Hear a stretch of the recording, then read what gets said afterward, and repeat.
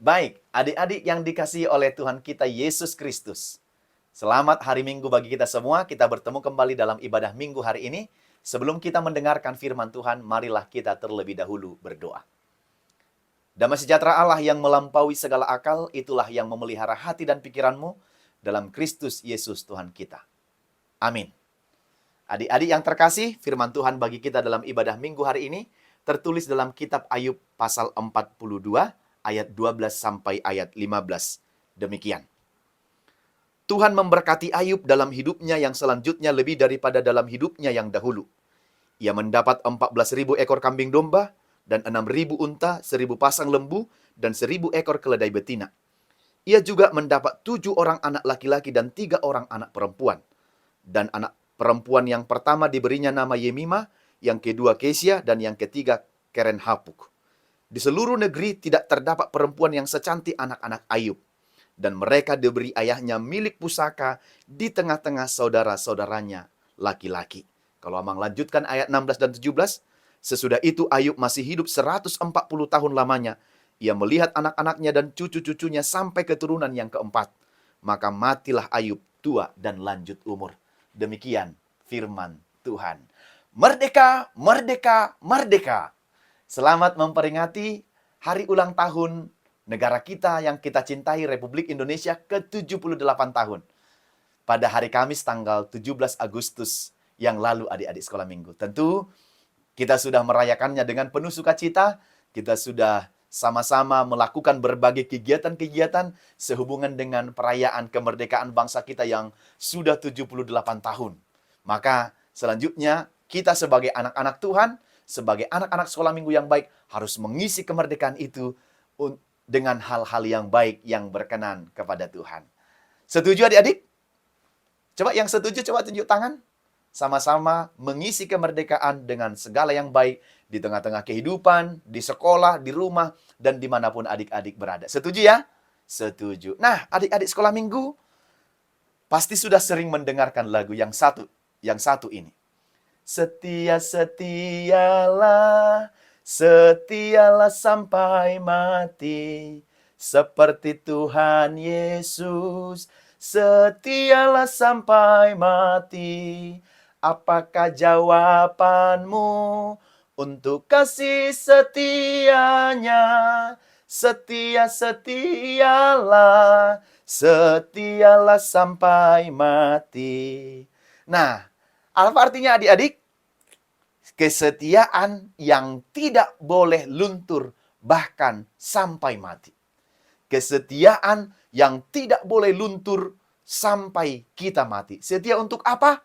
Setia untuk mempercayai Tuhan kita Yesus sebagai Tuhan dan Juru Selamat kita. Jadi atas alasan apapun, atas karena persoalan apapun, atas karena tentang sesuatu apapun besok, tidak boleh ingkar. Tetapi tetap setia kepada Tuhan Yesus sampai mati. Nah, bukankah begitu juga kesetiaan para pahlawan-pahlawan bangsa kita? Mereka setia untuk membela bangsa Indonesia ini. Setia membela, memperjuangkan tanah air Indonesia. Ya, supaya apa? Supaya dapat merdeka. Bahkan mereka mengorbankan nyawanya adik-adik. Bahkan mereka mengorbankan keluarganya. Mereka mengorbankan waktunya, anak-anaknya. Demi apa? Demi kemerdekaan bangsa kami Indonesia ini harus menjadi bangsa yang merdeka. Tidak boleh lagi dijajah oleh penjajah-penjajah yang lain. Maka mereka setia sebagai pahlawan, mereka setia memperjuangkan kemerdekaan bangsa Indonesia. Nah, bagaimana dengan adik-adik semua? Mau menjadi anak-anak yang setia? Mau menjadi anak-anak yang setia? Tentu harus menjadi anak-anak yang setia, terlebih setia di dalam iman percaya kepada Tuhan Yesus Kristus. Nah, satu hari ada 2 orang anak sedang berbicara. Namanya Kiko dan Tina.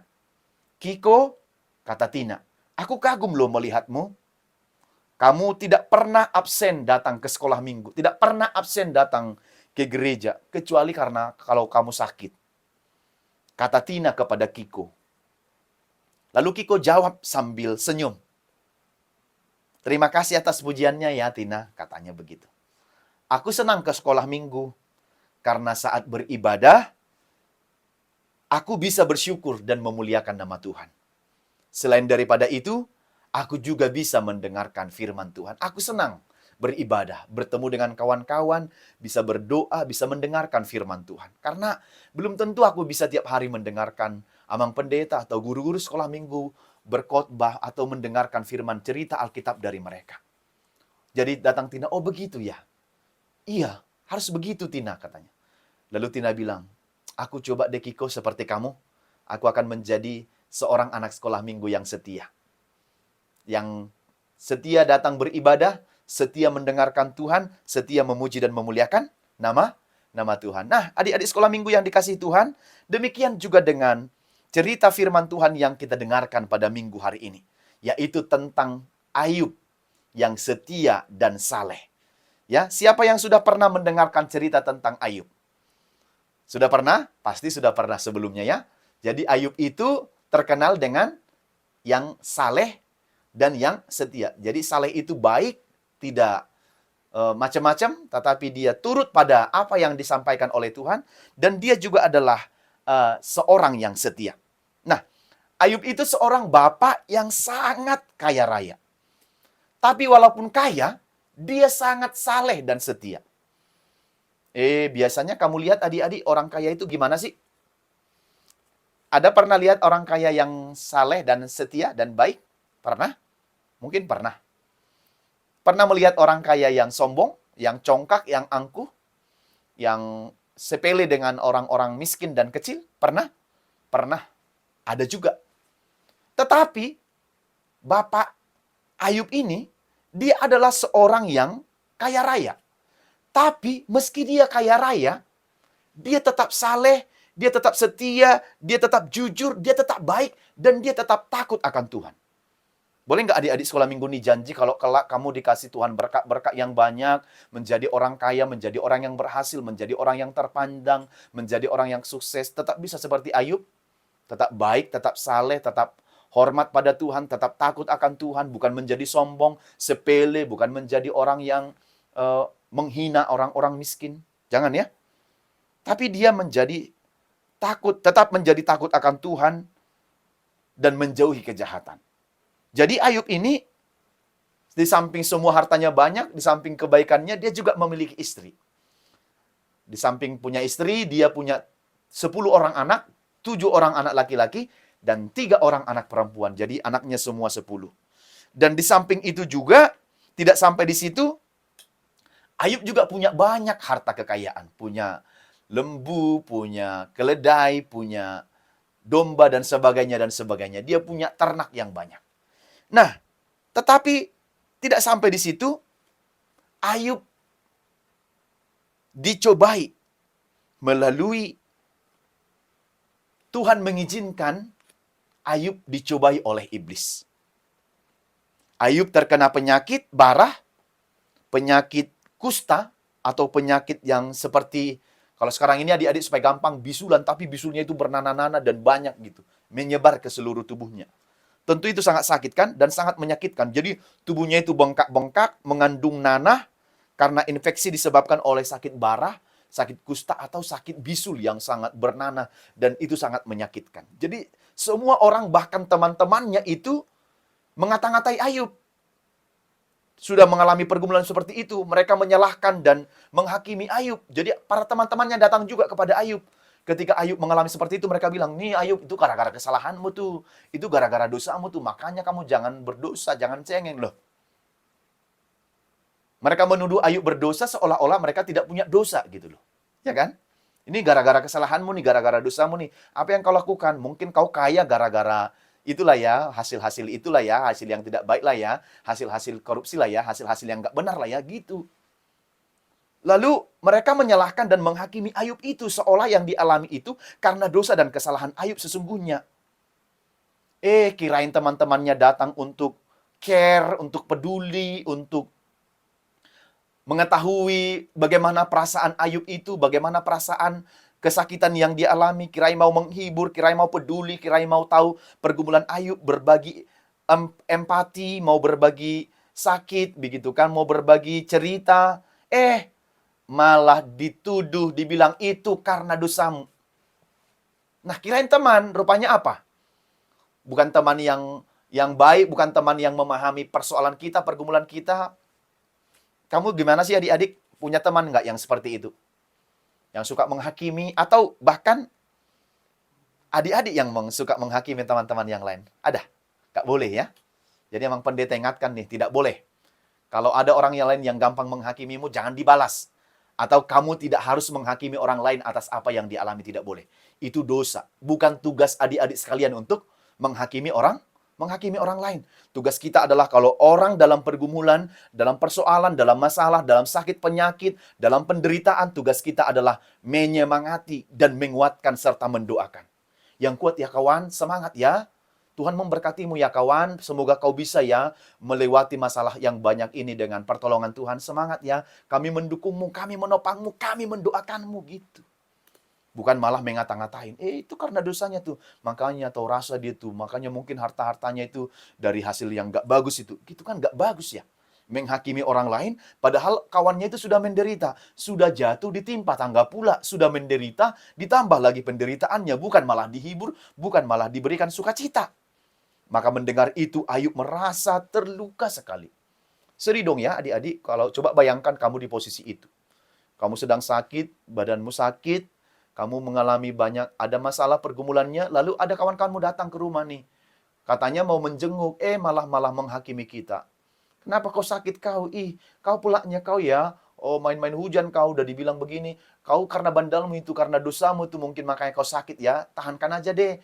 Kita datang ke sini sebenarnya gimana ya? Ya, cuman mau foto doang nih. Supaya orang-orang lain tahu kalau kita sedang berkunjung ke rumahmu. Yuk, foto yuk katanya. Hai guys, kawan saya dengan sedang sakit nih guys. Cuman begitu. Tugas kita bukan untuk menghakimi adik-adik. Tapi untuk menguatkan, untuk memberikan semangat kepada kawan-kawan kita yang sakit menderita itu. Dan Tuhan mendengarkan ungkapan hati Ayub itu. Dia sangat sakit, dia sangat merasa,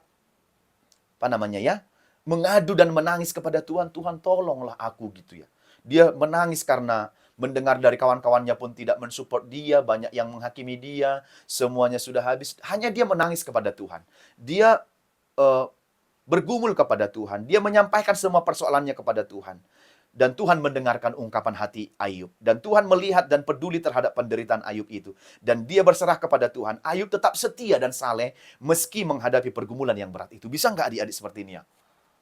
Kalau pergumulannya berat, ada masalahnya, ada tantangannya, tetap setia. Nggak atau nangis-nangis doang, nggak makan, nggak minum, menyalah-nyalahkan mama papa gitu. Karena mama ini, makanya begini aku. Karena papa ini aku sakit. Karena nggak boleh. Yang perlu kita lakukan adalah bergumul, menangislah kepada Tuhan, berserahlah kepada Tuhan, sampaikanlah kepada Tuhan dalam doa-doamu. Nah, kesalehan dan kesetiaan Ayub itu teruji adik-adik. Sehingga Tuhan memulihkan Ayub. Karena Ayub itu dipercaya, Ayub itu tetap setia, tidak menghakimi siapapun. Dia tetap berdoa kepada Tuhan, dia tekun dalam penderitaannya. Maka Tuhan sekarang memulihkan kesehatannya. Dia menjadi sehat, maka kusta, bisul, dan barah itu tidak ada lagi dalam tubuhnya. Ya, penderitaan itu sudah selesai. Meski sakit dan menderita, ia tetap setia seperti Tuhan Yesus kan? Meski sakit dan menderita, tetap setia. Tetap dia bilang, Tuhan, jadilah kehendak-Mu. Itu yang dilakukan oleh Tuhan Yesus. Untuk menebus dosa kita. Walau sakit, menderita, disalib, mati, dicambuk, dipukul, diludahi, dan sampai disalibkan di bukit Golgota, dia tetap setia. Aku harus melakukannya sampai selesai. Bagaimana dengan adik-adik? Harus bisa menanggungnya dengan berserah kepada Tuhan. Nah, Ayub telah dipulihkan. Sehingga Ayub itu mengucap syukur dan menyembah Tuhan. Ayub memuji Tuhan. Nah, akhir kisahnya lah khotbah dari ibadah minggu kita hari ini. Akhir dari kisah itu dikatakan Tuhan memulihkan kondisi Ayub. Setelah dialami tadi, sudah habis semua hartanya, mati anak dan istrinya, sudah habis semuanya. Teman-teman, sahabat-sahabatnya, besti-bestinya menjauhi dia. Setelah dia setia berdoa kepada Tuhan, Tuhan mendengarkan. Tuhan kembali memulihkan keadaannya. Tuhan memulihkan apa yang telah hilang sebelumnya. Tuhan memberikan berlipat kali ganda adik-adik. Bayangkan dulu kebaikan Tuhan itu bagi orang-orang yang saleh dan setia. Jadi Tuhan memperhatikan kehidupan kita, dilihatnya kita, sampai mana kesetiaan kita, kesalehan kita, kebaikan kita. Setelah semua teruji, maka Tuhan akan lipat gandakan kebaikan dan berkat-berkatnya. Apa yang dilipat gandakan oleh Tuhan? Ayub yang saleh dan setia itu disertai dan diberkati oleh Tuhan. Ia mendapat 14.000 ekor kambing domba. Sebelumnya nggak ada 14.000. Dia mendapat 6.000 unta, 1.000 pasang lembu, 1.000 ekor keledai betina. Ia juga mendapat kembali, setelah dia menikah lagi dengan perempuan yang lain, dia mendapat 10 orang anak lagi, 7 laki-laki dan 3 orang anak perempuan. Dan katanya anak perempuannya itu cantik-cantik. Tidak ada yang secantik itu di negeri mereka. Berarti anak perempuannya anak yang tercantik. Yang diberi namanya Yemima, Kesia, dan Keren Hapuk. Jadi ketiga anak perempuan ini adalah perempuan anak-anak yang cantik-cantik sekali. Ya, tentu senang dong kita melihat anak-anaknya cantik ya begitu ya. Jadi Tuhan melipat gandakan tuh berkat-berkat yang diberikan kepada Ayub. Tidak ada yang secantik anak perempuan yang 3 itu. Mungkin anak laki-lakinya pun ganteng lah ya. Ya kan? Ganteng-ganteng. Mereka diberi bapaknya juga harta miliknya. Sama laki-laki dan perempuan diperlakukan sama. Kalau ini dikasih untuk anak laki-laki, dikasih juga untuk anak perempuan. Ya? Jadi tidak berbeda-beda. Sama diperlakukannya. Anak yang perempuan, anak yang laki-laki diperlakukan sama oleh orang tuanya. Ya, nama anak-anaknya tadi sudah Amang sebut. Yemima, Kesia, dan Keren Hapuk. Jadi mereka anak-anak yang diberkati oleh Tuhan. Lagi-lagi berkatnya setelah Ayub masih hidup, dia masih hidup nanti selama 140 tahun lagi. Sempat dia melihat anak-anaknya dan cucu-cucunya sampai keturunan keempat atau generasi keempat. Bayangkan, misalnya kamu anak bapakmu, anak bapak kita, ya kan? Kita punya anak lagi. Anak kita punya anak. Baru cucu kita punya anak. Itulah sampai generasi keempat. Itu karena berkat Tuhan. Jadi karena berkat Tuhan itu kita diberikan banyak, berkah, diberikan umur yang panjang, sampai kita bisa nanti melihat anak-anak dan cucu-cucu kita. Itu berkat Tuhan. Maka jangan lelah menjadi orang yang baik dan orang yang saleh. Karena Tuhan memberikan berkat-berkatnya bagi kita. Lalu katanya Ayub itu mati dalam umur yang tua dan sudah lanjut umur. Kan? Senang dong ya, sudah tua, dia sudah menyaksikan semuanya, lalu dia akhirnya mati, meninggal dunia. Adik-adik, apa yang mau disampaikan firman ini bagi adik-adik semua? Yang pertama, jadilah anak-anak yang saleh dan setia. Rajin beribadah, setia kepada Tuhan. Lihat, apa upah dari Ayub ketika dia saleh dan ketika dia setia. Walau harus menderita, ia setia, dia mendapat upah dari kesetiaan itu. Berkat-berkatnya melimpah. Mau berkat-berkat Tuhan yang melimpah? Mau dong ya? Maka setia dan tetaplah hidup baik di hadapan Tuhan. Yang kedua, Tuhan mencurahkan berkatnya kepada anak-anak yang setia dan saleh. Dicurahkan berkat-berkatnya, tidak ada habis-habisnya. Sudah diberkati di sini, diberkati juga di sana, diberkati umur yang panjang, diberkati orang tua kita, diberkati sekolah kita nanti, diberkati masa depan kita, diberkati cita-cita kita. Dan tidak cuma satu, semua hal diberkati oleh Tuhan. Yang ketiga dan terakhir adalah berjanji menjadi anak yang rajin dan setia beribadah. Mau? Berjanji menjadi anak yang rajin dan setia beribadah? Kalau adik-adik rajin, setia beribadah kepada Tuhan, Tuhan menjanjikan yang baik untuk kehidupan adik-adik dan untuk masa depanmu kelak. Mau nggak? Mau dong, masa enggak? Semua anak-anak pengen kalau masa depannya baik dan terjamin di tangan Tuhan. Kiranya Tuhan memberkati adik-adik semua dan berkat itu juga akan kita terima sepanjang kita terus setia, saleh, taat, jujur, dan bersikap baik di hadapan Tuhan. Tuhan Yesus memberkati. Amin.